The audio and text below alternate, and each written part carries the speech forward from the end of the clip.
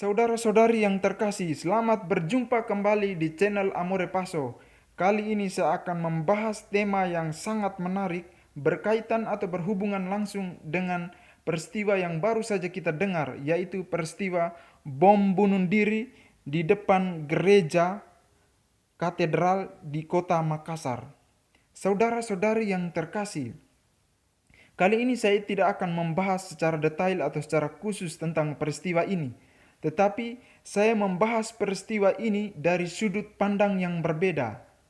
Saya akan membahas peristiwa ini dari sudut pandang yang pertama, yaitu bagaimana cara pandang pelaku bom bunuh diri atau pelaku para teroris tentang hidup kekal.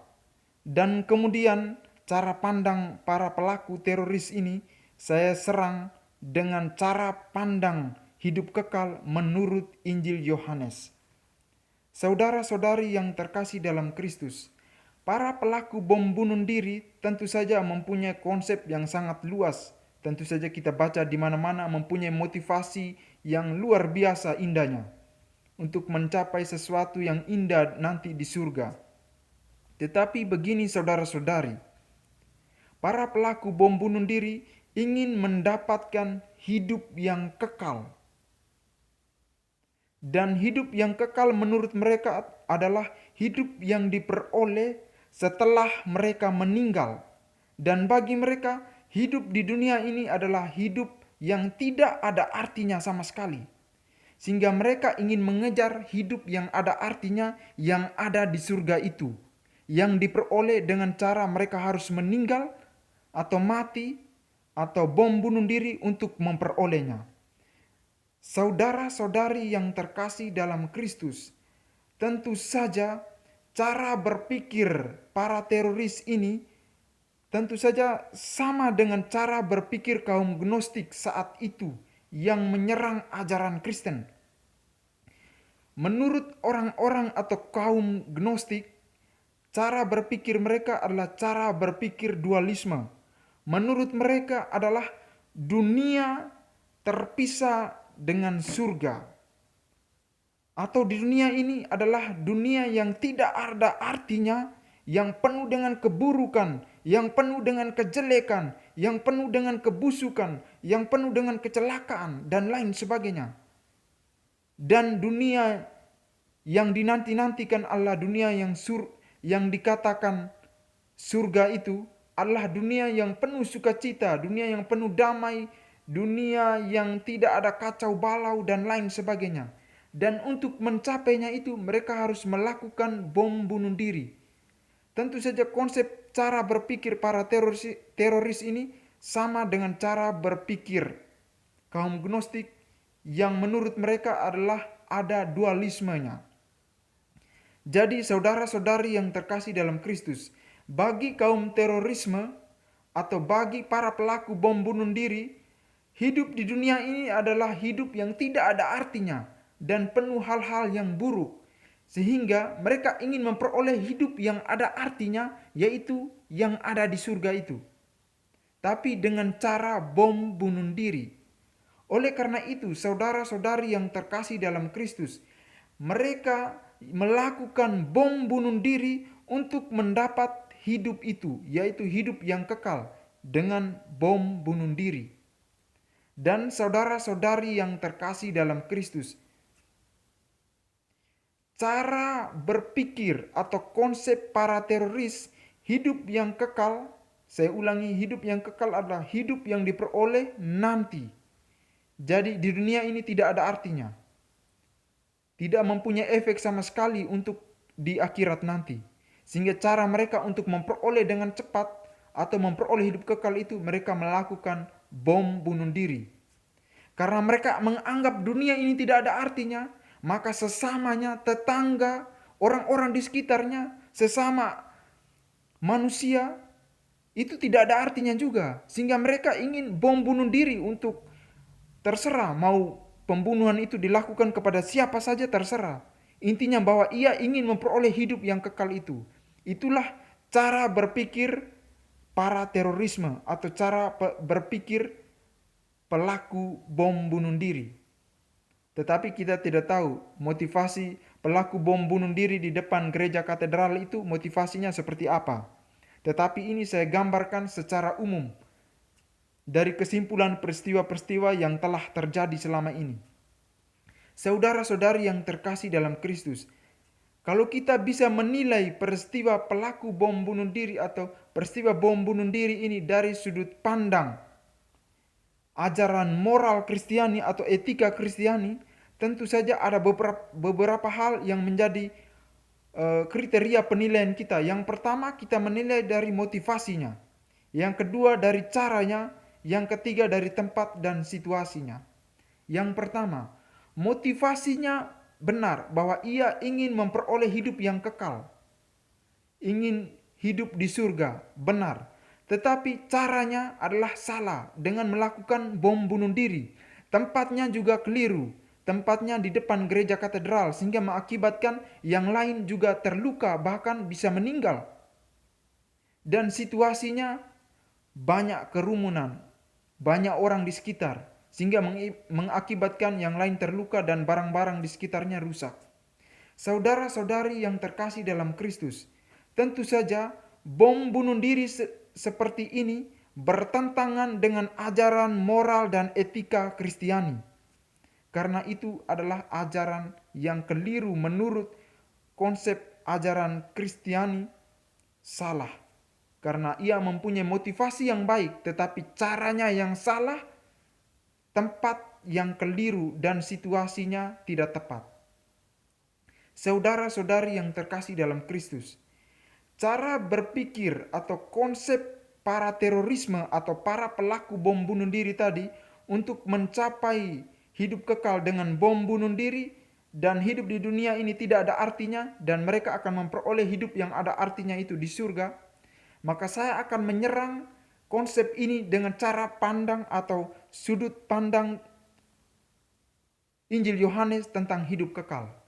Menurut Injil Yohanes, hidup kekal yaitu di dalam Injil Yohanes bab 17 ayat 3 dikatakan bahwa hidup kekal yaitu bahwa mereka yang mengenal Engkau satu-satunya Allah yang benar dan mengenal Yesus Kristus yang telah Engkau utus.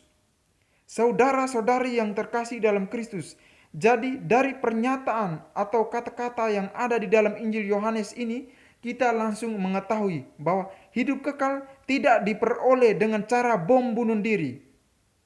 Tetapi hidup kekal itu diperoleh dengan cara mengenal Allah satu-satunya Allah yang benar dan mengenal Yesus Kristus yang telah diutus oleh Allah. Caranya bagaimana? Kita mengenal Allah lewat Yesus Kristus itu yaitu dengan cara kita percaya kepada Yesus. Sehingga bagi orang Katolik dimanapun berada, khususnya saudara-saudara saya yang beragama Katolik yang ada di kota Makassar, menurut ajaran gereja Katolik, menurut Injil Yohanes, hidup kekal itu kita peroleh sejak kita di dunia ini. Sejak kapan itu? Saat kita mulai menyatakan diri untuk percaya kepada Yesus Kristus. Saat kita dibaptis, kita telah memperoleh bagian dalam hidup kekal itu. Tetapi hidup yang kita peroleh dalam kepercayaan akan Yesus Kristus saat kita dibaptis belum sempurna. Kesempurnaan atau kepenuhan hidup kekal itu terjadi setelah kita meninggal dan berjumpa dengan Allah face to face, dan itulah kita akan memperoleh secara penuh hidup yang kekal itu.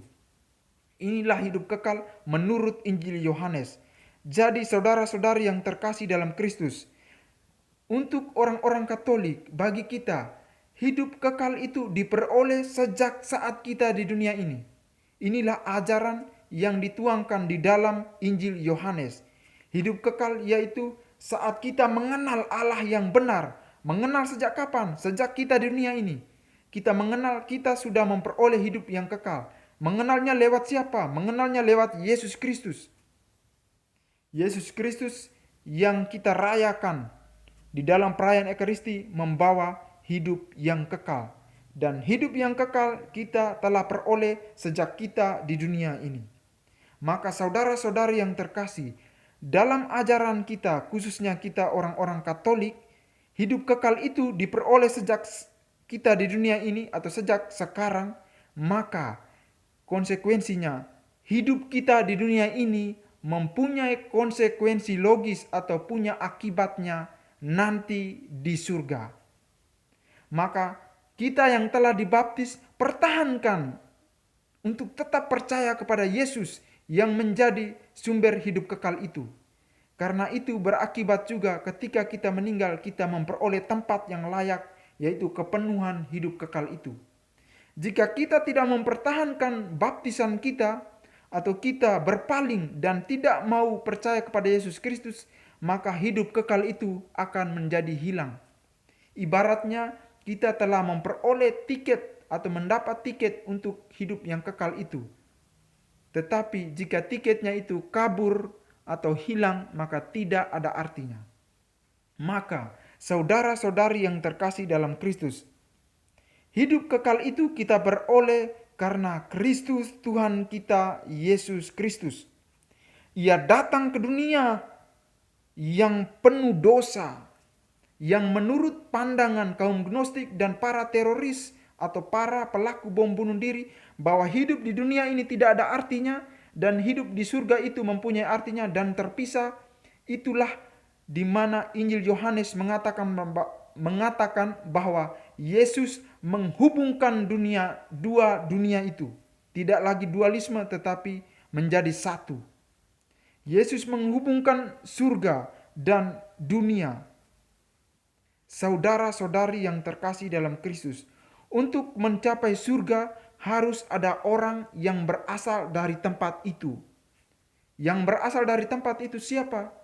Dialah Yesus Kristus, Putra Allah. Allah mengutusnya, artinya bahwa ia berasal dari Allah. Dikatakan di dalam Injil Yohanes bab 1. Pada mulanya adalah firman, firman itu adalah Allah. Artinya bahwa dia itu adalah Allah, pada awalnya bersama dengan Allah. Akhirnya dia datang ke dunia ini dan dia tahu bagaimana jalannya ke sana. Maka dia datang ke dunia ini untuk menghubungkan dunia yang tidak pernah mengenal surga itu.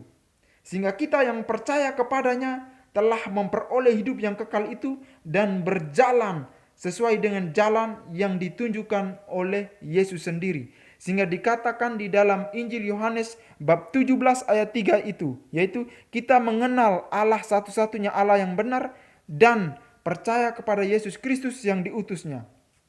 Percaya dan mengenal yaitu hal yang sangat berkaitan. Kita mengenal artinya kita tahu apa yang diajarkan oleh Yesus dan kita mengikuti apa yang dilakukan oleh Yesus dan mengikuti jalan kemana Yesus pergi, itulah kita ikut.